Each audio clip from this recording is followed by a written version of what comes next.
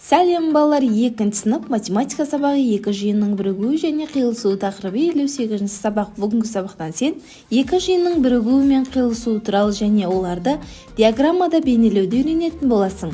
Бірінші тапсырма. Зерттеу. Диаграммаларға қара. Балалар, Е және К жиынның диаграммасына назар аударыңдар. Е және К жиындарының бірігуі операциясы деп аталады. Е және К жиындарының элементтерін ата. Е жиыны көк тік төртбұрыш, жасыл тік төртбұрыш, қызыл тік төртбұрыш, күлгін және сары шеңбер. Ал К жиыны күлгін, сары шеңбер және сонымен бірге көк шаршы. Келесі тапсырма. Әр жиында неше элементтен бар? К жиынында 3 элемент, Е жиынында 5 элемент бар. Е және К жиынына ортақ элементтер бар ма? Егер бар болса, оларды қандай элементтер екенін ата. Е және К жиынына ортақ элементтер күлгін және сары шеңбер. Екінші тапсырма. Зерттеу. Диаграммаларға қараңдар. Бұл жерде М және О жиындарының қиылысу операциясы орын алып отыр.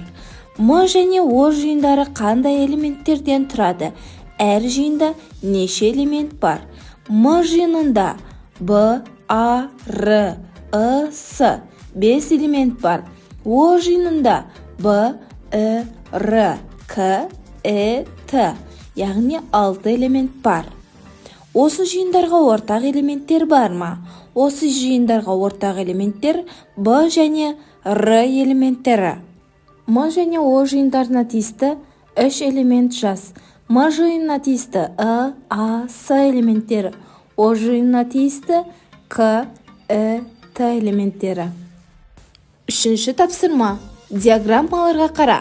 Сұрақтарға жауап бер. Баянауылға барды, Қарқаралыға барды. Демек, бұл жерде 2 диаграмма салынған. Енді сұрақтарға жауап берейік. Баянауылға кімдер барды? Баянауылға Алуа, Қайрат, Зере, Сәбит, Жарас, Балнұр барған. Қарқаралыға неше бала барды?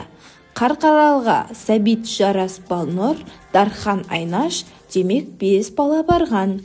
Диаграммалар бойынша өзің сұрақтар қой. Баянауылға неше бала барды? Қарқаралыға кімдер барды? Баянауылға да, Қарқаралыға да кімдер барды? Төртінші аға тапсырма. Диаграммаларға қара. Осы жиындардың бірігуіне және қиылысуына тиісті сандарды ата. Балалар, ең бірінші диаграммаларға назар аударайық. А жиынына 30, 40, 50 элементтер жатады. Ал Б жиынына 40, 16, 57 элементтер жатады. А және Б жиындарының қиылысуына тиісті сан ол 40 саны.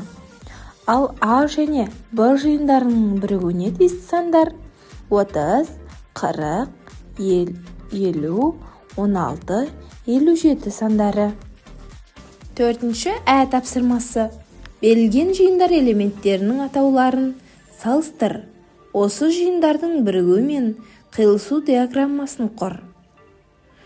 Бірінші жиын таулар, екінші жиын көлдер. Таулар жиыны Қаратау, Зеренді, Мұғалжар. Көлдер жиыны Зайсан, Зеренді, Балқаш. Таулар жиынына 3 элемент бар, ал көлдер жиынында да 3 элемент бар. Бұл жиындардың қиылысу диаграммасы төмендегідей. Таулар Қаратау, Мұғалжар. Көлдер жиыны Зайсан, Балқаш. Осы жиындардың қиылысуына тиісті элемент Зеренді. Бесінші тапсырма. Теңдеулерді шеш. 60 азайту x тең 24-ке. Бұл жерде азайтқышты табу үшін азайғыштан айырманың мәнін азайтамыз. Айырманың мәні 36-ға тең болды. Енді x-ның орнына x-ға тең болған санды жазып теңдеуді тексереміз. 60 азайту 36 тең 24-ке. 24 тең 24-ке, демек теңдеуіміз дұрыс шықты. Келесі теңдеу. X қосу 15 тең 82-ге.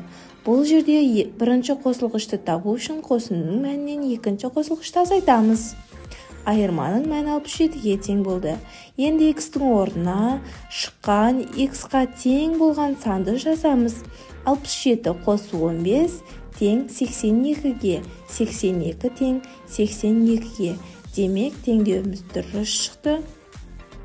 6-шы тапсырма. Өрнектер құр және олардың мәнін тап. Балалар, кестеге қараңдар және өрнектерге назар аударыңдар. Бірінші кестеден 2 өрнек құруға болады. 90 азайту 48 қосу 23. Бұл жерден ең бірінші тұрған амалды орындаймыз. 90-нан 48-ді азайтамыз, айырманың мәні 42-ге тең болады. Шыққан санды 23-ке қосамыз. 42 мен 23 сандарының қосындысы 65-ке тең болады. Келесі өрнек 63 азайту 48, айырманың мәні 15-ке тең болады. 15 санын 34-ке қоссақ, қосындының мәні 49-ға тең болады. Келесі өрнек 29 бен 36 сандарының қосындысының мәні 65-ке тең. 65-тен 19-ды азайтсақ, айырманың мәні 46-ға тең болады. 54 қосу 36. 54 бен 36 сандарының қосындысының мәні 90-ға тең. Ал 90-нан 47-ні азайтсақ, айырманың мәні 43-ке тең болады. 7-ші тапсырма.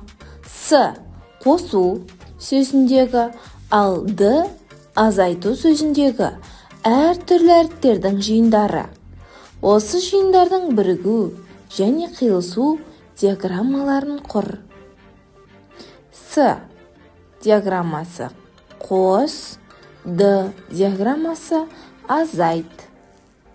Осы жиындарға бірдей ортақ элемент У элементі. Ал С жиынына ғана тиісті элементтер Q, O, S. Ал Д жиынына тиісті элементтер A, Z, A, қысқа I және Т элементтері.